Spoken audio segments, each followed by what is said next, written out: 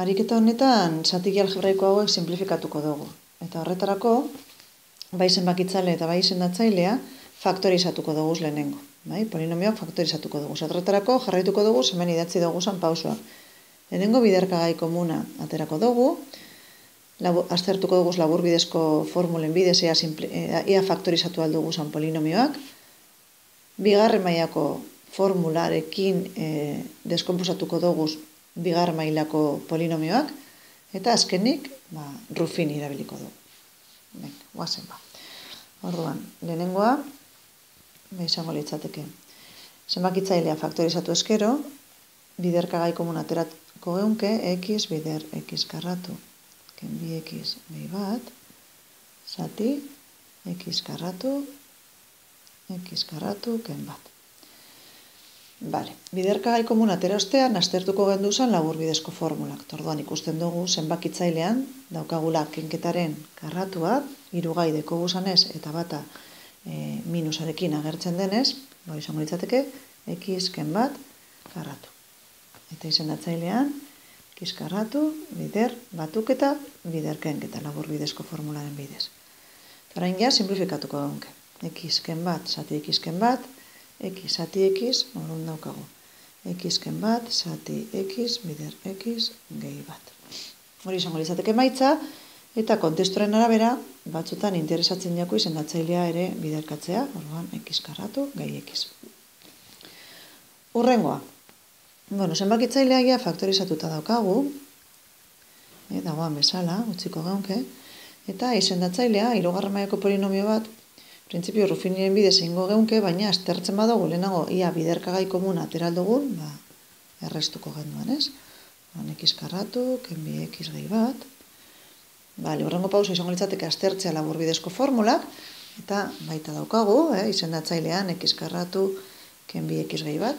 Beraz, x karratu izenbakitzailea dagoan bezala, eta izendatzailean daukiko genduan kenketaren karratua.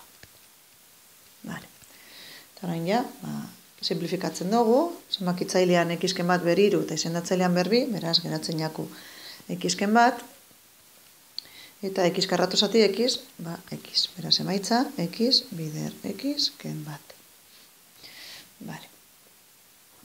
Azken hau,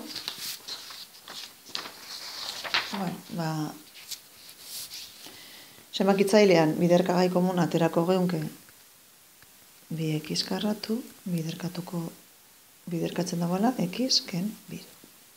Eta izendatzailean aterako dugu 6x, eta biderkatzen dutzu x karratu ken lauri. Orduan, aztertzen badugu izendatzaile, orain faktorizatu aldugu gehiago, deskonposatu aldugu, eta izango litzateke hirugarren laburbidezko formularen bidez, lortuko geunke 6x bider x gehi bi, x ken bi, batuketa bider kenketa.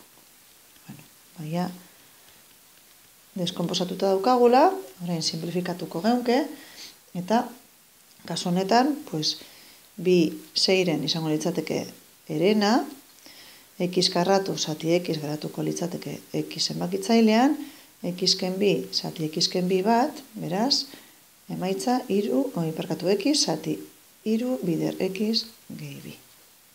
Horrela.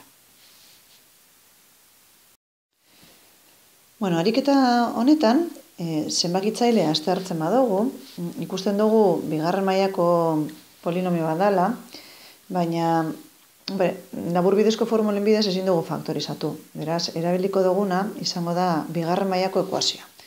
Orduan erabiliko dugu x karratu gehi x ken 6 berdin 0, eta orduan formula izango litzateke, badakigu minus b, plus minus, erro, b karratu, minus lau ac, zati bia. Orduan, kasu honetan, izango litzateke, minus bat, plus minus, bat karratu bat, minus lau bider a bat, bider minus 6. Beraz, zati bi, bider bat, bi.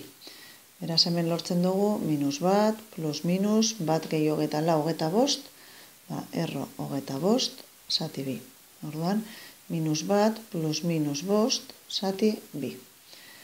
Beraz, x azpi bat izango litzateke minus bat, minus bost, minus 6, zati bi, minus iru, eta x azpi bi berdin bi.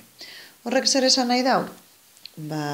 Faktorizatuta geratuko litzatekela x gehi iru bider x ken bi. Beti, kasu honetan, minus iru eta bi dira polinomioaren erroak, polinomioaren erroak zergaitik?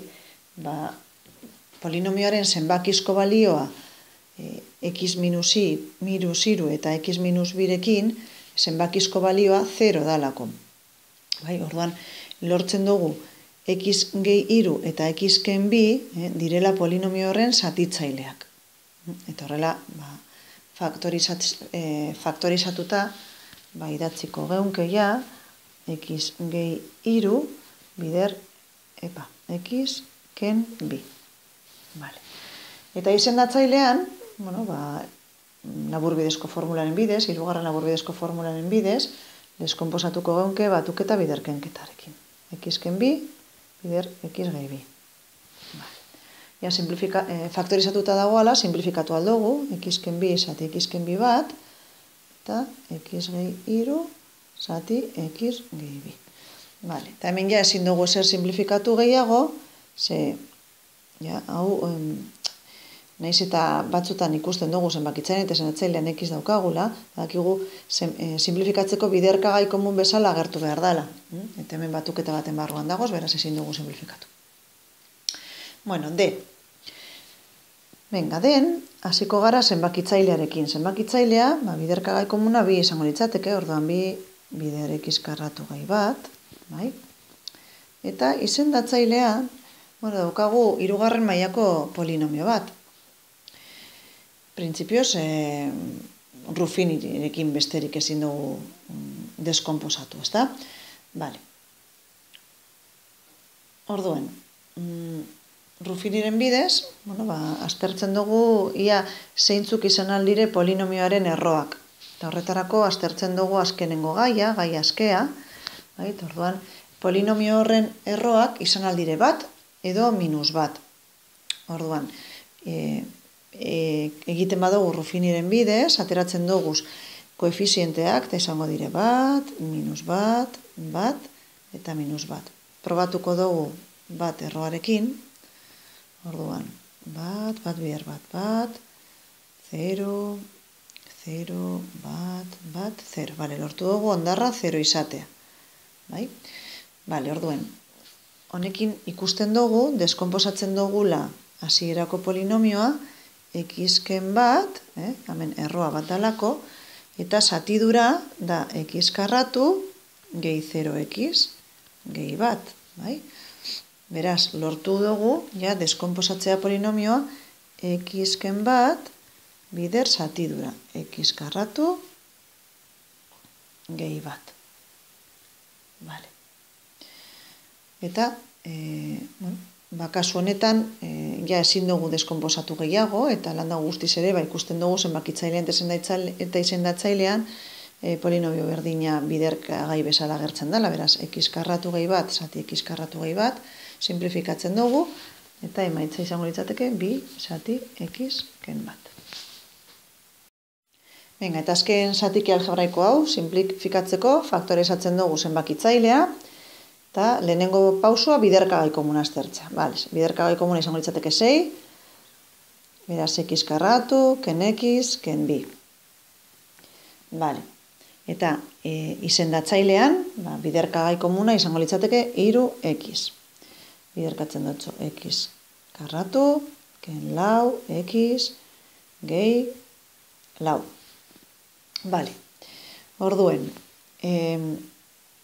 zenbakitzailean, laburbidezko formularen bidez, ikusten dugu dala kenketaren karratua. Gai batean, minus agertzen dalako, eta aztertzen badugu, konturatzen gara dala x ken bi karratu. Eta izendatzailean, daukagu bigarren mailako polinomio bat, baina laburbidezko formularen bidez ezin dugu deskonposatu. Eta orduan, erabili aldugu, bigarren mailako formula. Edo bestela, azta muska, aztertu bi zenbakien biderkaketa minus bi izan behar dela, eta bi zenbakien arteko batuketa minus bat. Bardun, horrek zenbakiak zeintzuk izango dire? Izango da x ken bi bider x gehi bat. Hori, astamuska egin aldugu, edo bestela, bigarren mailako formularekin, ez dago arazorik. Orduen, orain ja simplifikatzen dugu, x ken bi, eta 6 zati 3, geratzen jaku, bi. Beraz, azken emaitza, bi bider x gehi bat, zati x bider x ken bi. Eta hori izango litzateke emaitza.